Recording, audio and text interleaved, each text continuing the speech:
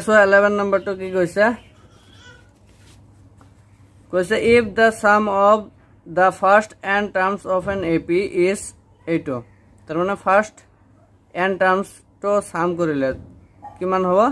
8 হ'ব তাৰ মানে sn তো দিয়া আছে সাম তো দিয়া আছে কিমান 4n n স্কয়ার এটো দিয়া আছে হয়নে আৰু কি কৈছে what is the first term তাৰ মানে a এৰ ভ্যালুটো কিমান হ'ব a এৰ ভ্যালুটো কিমান হ'ব আৰু কন্ডিশন কি কৈছে that is s1 তাৰ মানে a equal to s1 লিখিব পাৰো a equal to s1 লিখিব পাৰো আচ্ছা তাৰো কি কৈছে what is the sum of the first two terms তাৰ মানে s2 ওলাব গৈছে আৰু কি ওলাব গৈছে s2 ওলাব গৈছে আৰু কি কৈছে what is the second term তাৰ মানে a2 ওলাব গৈছে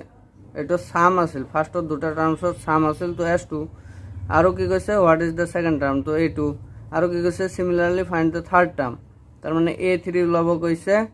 আৰু 10 টাৰ্ম তাৰ মানে a10 ওলাব গৈছে and the nth term তাৰ মানে an ওলাব গৈছে হৈছে তো এতিয়া সোয়া এটো একটা কন্ডিশন দিয়া আছে a equal to s1 মানে তো ইয়াত যদি s1 sn equal to এটো দিয়া আছে যদি ইয়াত 1 বহাই দিও n এর ঠাইত তো এটো s1 হবে আর n এর ঠাইত কি 1 বহাই দিম এটো s1 এর ভ্যালুটো ওলাই যাব তো s1 এর ভ্যালুটো ওলাই গলে কি হবে আমার a1 তো পাই যাম কারণ কি a1 equal to s1 তো এটো সোয়া তো s1 তার মানে a equal to s1 তো s1 equal to কি লিখিব পারো a2 লিখিব পারো যে 4 into n এর ভ্যালু 1 minus 1 স্কয়ার আছে জাস্ট n এর ভ্যালুটো ইয়াত 1 s1 লইছো তো n এর ভ্যালুটো 1 1 বহাই দিছো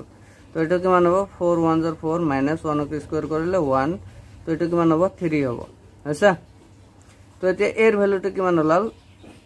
3 s1 এর ভ্যালু 3 তো এতিয়া সাম করা s2 এর ভ্যালু ওলাব গৈছে তো এতিয়া s2 is equal to কি হবে 4 into n এর ঠাইত 2 বহাই দিয়া minus n এর ঠাইত 2 বহাই দিয়ে স্কয়ার করে দিয়া তো s2 is equal to কি হবে 4 to the 8 minus এটো 4 হবে তো এটো s2 কিমান ওলাল 4 তার মানে ফার্স্ট টার্মস দুটা প্লাস করে কি হল 4 ওলাল তো এতিয়া সোয়া a2 ওলাব লাগে এটো ওলাই গল a2 ওলাব লাগে a2 কেনেকে ওলাম তো ফার্স্টর দুটা টার্মস মিলি এটো হইছে সাম করে এটো হইছে তো a2 হবে a2 এর পরা যদি a2 বাদ দিও দুটা টার্মসর প্লাস করে 4 হইছে এটো অ্যানসারের পরা যদি এটা টার্মস তো বাদ দিও আনটো টার্মস লব নাই তো এটো কি করিব পারো s2 এর পরা s1 বাদ দিয়া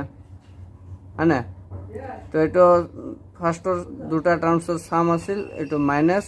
s1 জি কথা a1 একই কথা তো এটো কি হবে s2 মানে দুটা সাম টার্মসের সাম কি হইছে 4 হইছে মাইনাস s1 কিমান 3 তো 4 এর পরে 3 গলে কিমান হবে 1 তো a2 কিমান হইছে 1 তো এতিয়া ডিফারেন্সটা ওলাই লিবা কমন ডিফারেন্সটা ওলালে আমি এইটো টার্ম ওলাব পারিম তো a2 তো ওলাই গল তো কমন ডিফারেন্সটা কি হবে a2 এর পরে a1 বাদ দিয়া তো a2 কিমান 1 মাইনাস a1 কিমান 3 তো এটা কিমান হবে -2 কমন ডিফারেন্সটা -2 হইছে তো এতিয়া a3 ওলাব পারে a3 ফর্মুলা আসল না জেনারেল টার্মসটা এটা আসল না an equal to a plus n minus 1 into d এটা ফর্মুলা আসল জেনারেল টার্মস এটা জাস্ট কি করিবা ভ্যালু কেটে বহাই দিবা তো এর ভ্যালু ওলাইছে এর ভ্যালু কিমান 3 প্লাস ইয়াত কি n কিমান 3 তো এটা 3 minus 1 into d এর ভ্যালু কিমান ওলাইছে 2 minus or 2 তো এটা 3 প্লাস এটা করিলে 2 হবে 2 into 2 4 তো minus or 4 হবে তো এটা minus or 1 থাকিব ইয়াত আচ্ছা তো এটা আরো কি ওলাব গৈছে a10 তো এটা সেম ফর্মুলা a10 যদি লওয়া তো এটা 3 এর ভ্যালু কিমান 3 প্লাস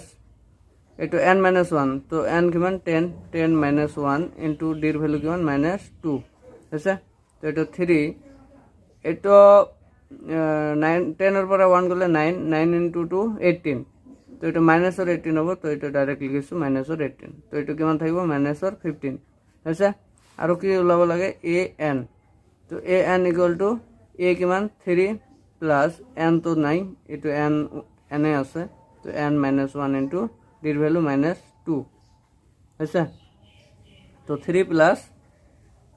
এটা ইনটু করে দিয়া তো 2 ইনটু n -2n এটা -1 ইনটু -2 প্লাস 2 হবে